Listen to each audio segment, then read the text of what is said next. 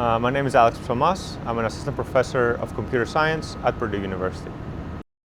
Food waste, the act of throwing away perfectly edible food, is kind of a massive problem. So in the United States, the numbers are something like 30%.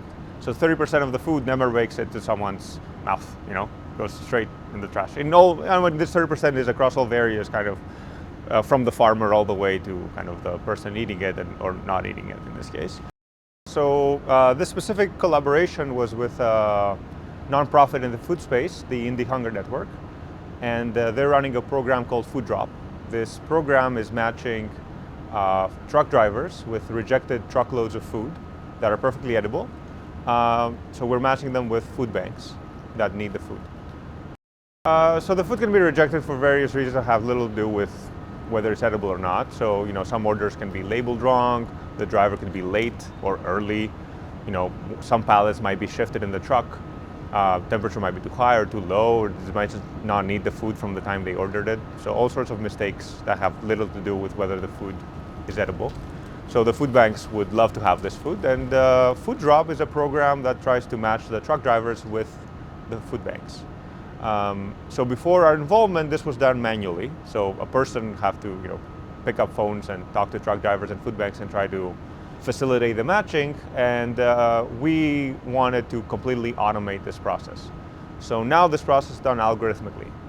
Truck drivers fill out a form online that we designed.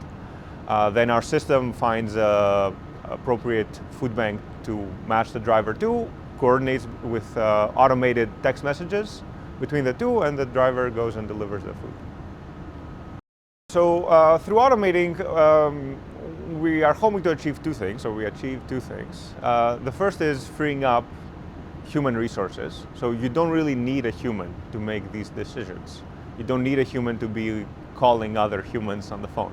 This can be done by an algorithm, number one. Number two, we are hoping to make this process more principled. If you ask a human, why did you match this food to this food bank, it's unclear what they would answer. Perhaps the recipient is good at texting, or perhaps they don't remember, matching food to this food bank in a while. But now we can do it in a principled, manner that we can say formal things about. We can actually prove mathematical theorems that say that the outcome will be fair. The general area of fair division has been applied to all sorts of systems, food being one, but people use this language to discuss, allocation of kidneys, allocation of blood, allocation of computational resources, allocation of, funding. We use this language to discuss all sorts of, even allocation of, loans and fair classification. All these kind of areas where the concept of fairness, like we feel like we don't optimize for a concrete, objective like money or time, but we want to be fair to the people participating. All these ideas come in play. So this is a very widespread theory.